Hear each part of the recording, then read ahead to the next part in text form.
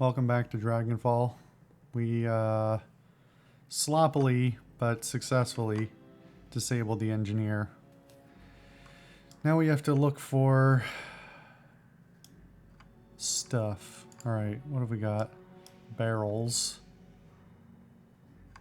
Chemical storage barrels. A light jostle shows that they're completely empty.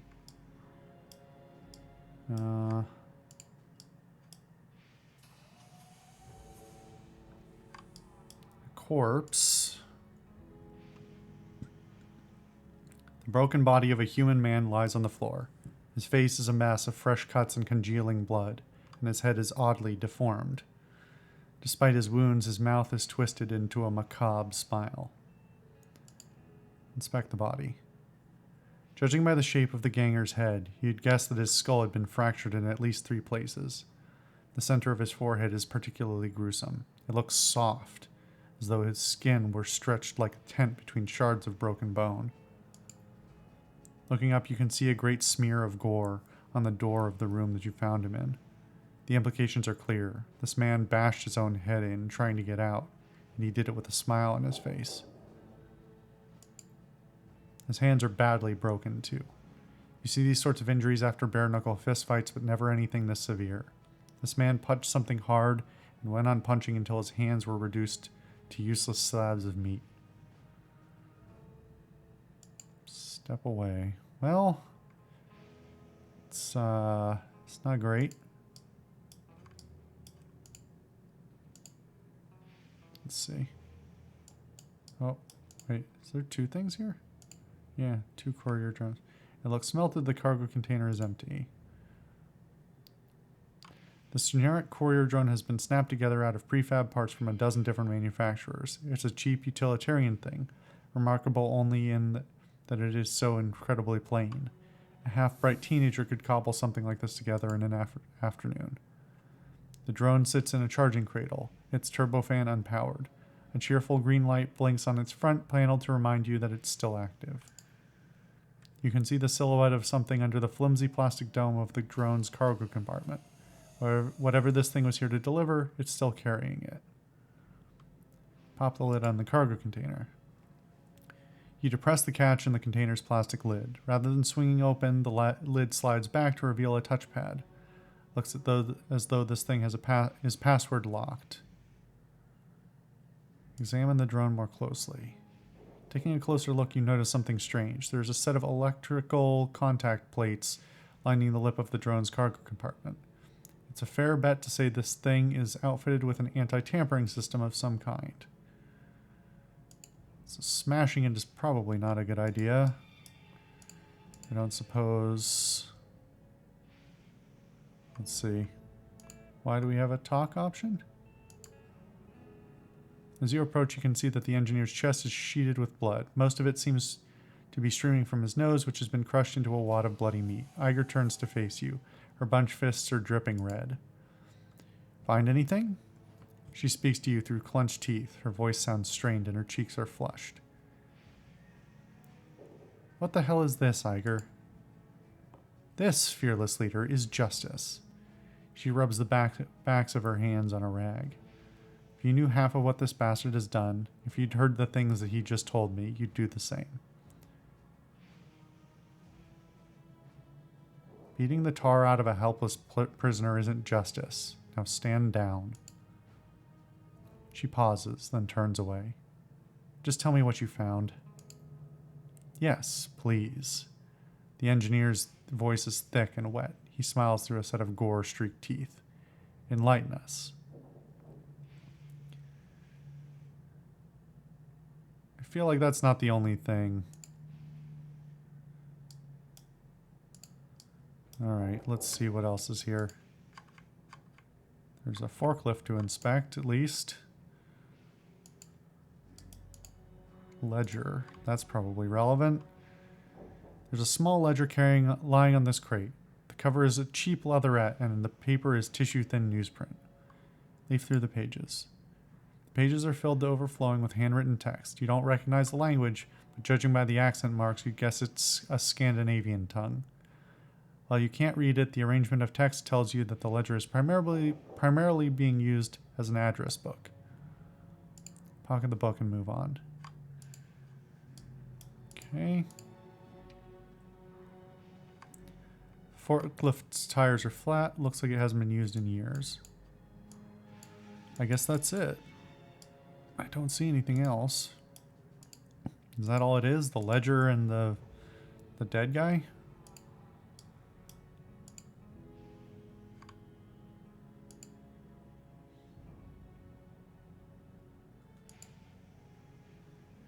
You're back. Find anything else? I found this ledger. I don't recognize the language, but it looks Scandinavian.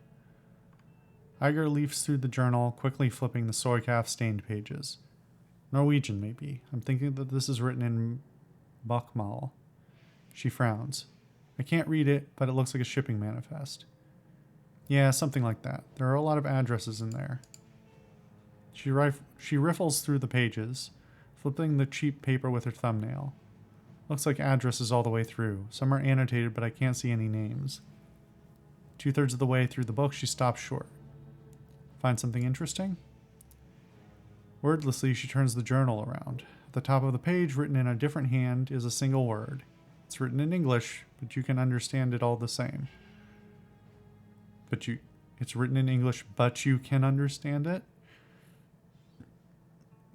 That doesn't follow. Anyway, Wednesday. She nods. Yeah, not particularly helpful without a full date, but I guess it's something. Of course, Wednesday might not refer to the day of the week at all. It could be a code for something. All right, that's a little heavy-handed way of, I think, telling me that it's the code for the thing, for the drone. Taken out of context like this, it's impossible to say. Well, there isn't that much in this fucking room, so what do you make of this? This should be good. Iger ignores him.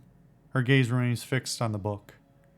It might be nothing, or it could mean that he's back in bed with the Lobachevsky syndicate. The engineer holds his silence. Is that it, Yuli? Are you taking orders from your old bosses again? He pauses a moment before croaking out an answer. Maybe. Who's to say? You are, if you know what's good for you. You going to hit me again? Okay, then yes, I am working for the Lobachevskys. You want names? I'll give you names. More names than you know what to do with.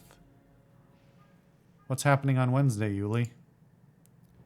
His mouth twists into a bloody grin. This Wednesday, I'll be putting your mother to work on the street corner, and when she's all worn out, I'll give your father a shot at the job. You can do better than that. Go die in a ditch. Did you find anything else? We need to be sure about this before moving forward. Found a body in the other room. For the looks of him, he tried using his head to beat down a steel-reinforced door. Interesting, but not unusual in these parts. There are all kinds of drugs that could make a person act that way, and most of them aren't hard to get in a place like Shot Nest. Have you found anything else? Alright, well, yep. The list of things is pretty short. So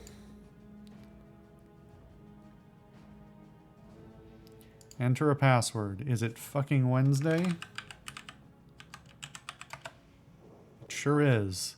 The plastic lid of the cargo container pops open with a click. Inside you find what appears to be a homemade SimSense chip.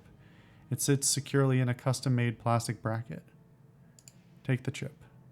You pop the chip out of the bracket and pocket it. A few seconds later, an angry hissing sound comes from somewhere deep within the drone. Step back. As you step away from the drone, the hissing sound grows into a roar. Bright white sparks spit out from the drone's melting chassis and streak across the room. You've seen this kind of reaction before. Thermite. Whoever built the drone must have wired it with a self-destruct device. Within seconds, all that's left of the little drone is a molten wreck on the charging cradle. Foul-smelling smoke pours from the remains. You steal another glance at the chip that you recovered and turn away. Well, what have we got here?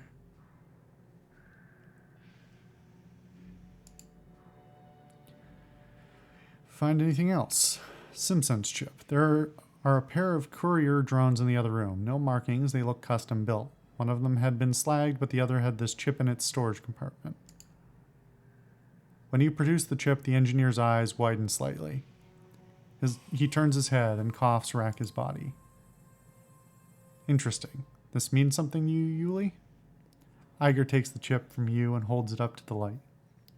No identifying markings. I've seen enough BTLs in my time to know one when I see it, but this is different. It's been modified somehow. Go ahead and slot it, bitch. It'll take you on the ride of your life. Iger raises an eyebrow. Smack him for me, will you? I'm busy. Sure, I'll say this anyway, just because I'm curious what she has to say about it.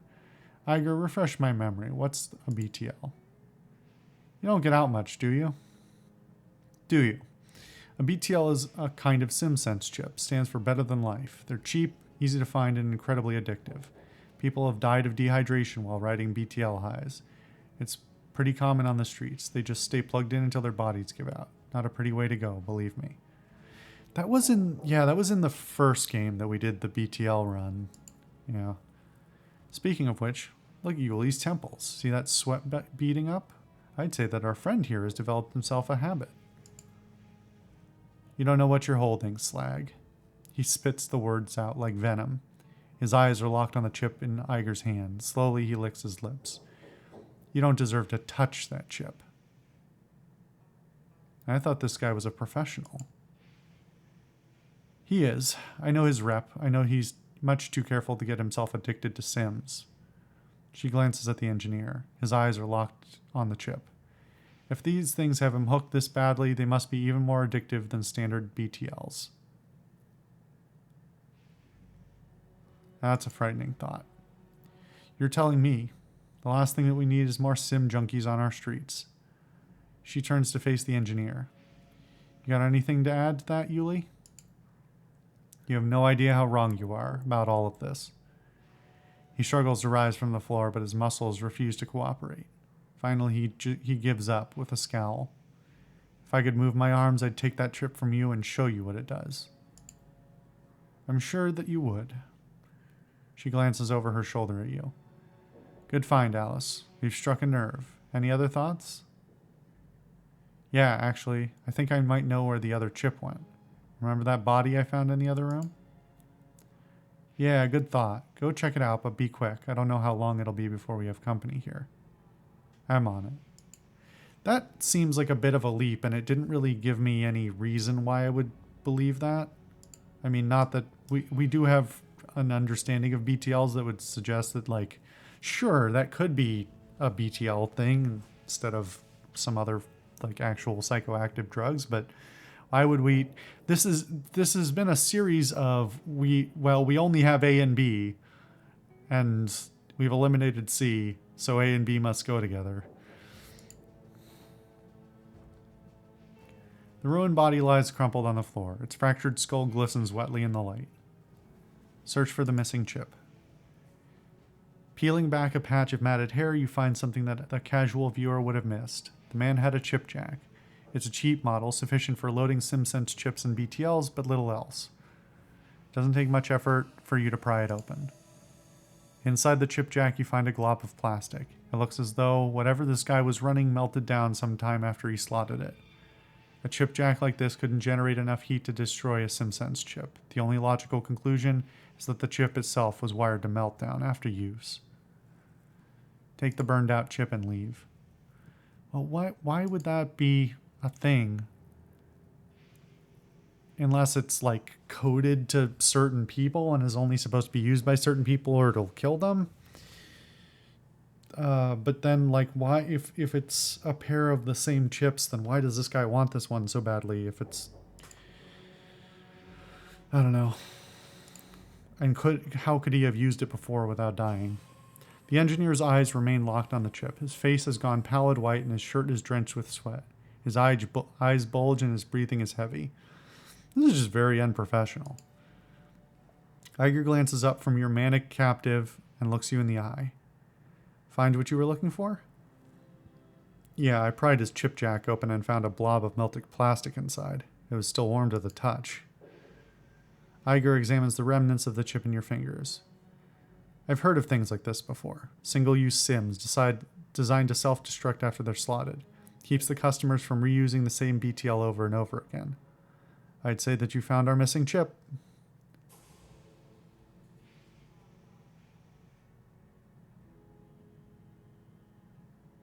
I don't know who would willingly slot something like this. It drove him to kill himself, and from the looks of the body, he enjoyed every second of it.